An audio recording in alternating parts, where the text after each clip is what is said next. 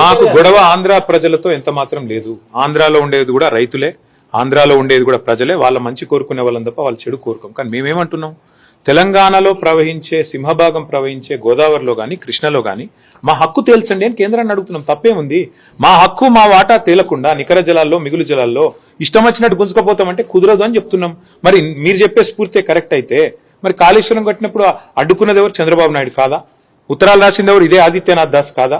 ఉత్తరాలు రాసి కేంద్ర ప్రభుత్వంలో మీ పలుకుబడిని ఉపయోగించి మా ప్రాజెక్టులను అడ్డుకునే ప్రయత్నం చేయలేదా? మేము అడ్డుకుంటలేం. మేమేమంటున్నాం ఇవాళ స్పష్టంగా మా వాటా తేల్చండి. రేవంత్ రెడ్డి అబ్బసొత్తు తాత జాగీర్ కాదు గోదావరి నీళ్లు. రేవంత్ రెడ్డి ఇష్టం వచ్చినట్టు సంతర్పణ చేస్తానంటే తెలంగాణ ప్రజలు ఊకోరు. నెల రోజుల్లో కమిటీ వేస్తా. ఎవరిని అడిగేస్తున్నావు కమిటీ? ఎవరిని అడిగి వేసినావు కమిటీ? నువ్వు చంద్రబాబు చెప్పగానే కమిటీ వేస్తావు, కమిటీ 30 రోజుల్లో రిపోర్ట్ ఇస్తుంది. కమిటీ ఇచ్చే రిపోర్ట్ ఫైనల్ అంటావా? ఎవరికి ఫైనల్? నీకు ఫైనల్ కావచ్చు. తెలంగాణ ప్రజలకు, తెలంగాణ రైతులకు ఎట్లా ఫైనల్ అవుతుంది?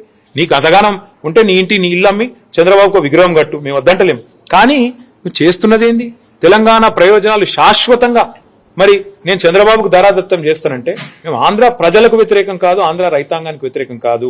కానీ తెలంగాణ రైతుల ప్రయోజనాలు నెరవేరే విధంగా ముందు కేంద్ర ప్రభుత్వం మీద ఒత్తిడి తెండి. నిన్న జరిగిన మీటింగ్ ఎపెక్స్ కౌన్సిల్ మీటింగ్ కూడా కాదు. మరి ఎపెక్స్ కౌన్సిల్ మీటింగ్ కాదు, ఇన్ఫార్మల్ మీటింగ్ అని ముఖ్యమంత్రి చెప్తున్నాడు. మరి ఇన్ఫార్మల్ మీటింగ్ లో తీసుకున్న నిర్ణయం, అందులో వేసే కమిటీ, దానికి ఉండే చట్టబద్ధత, దానికి ఉండే ఆమోదయోగ్యత ఏ పార్టీదని నాకు అర్థం కాదు. ఈ రకంగా అడ్డగోలుగా మాట్లాడి తెలంగాణ రైతాంగాన్ని కించపరుస్తా అంటే మేము ఊరుకుంటామా? సార్ ఇంకొకటి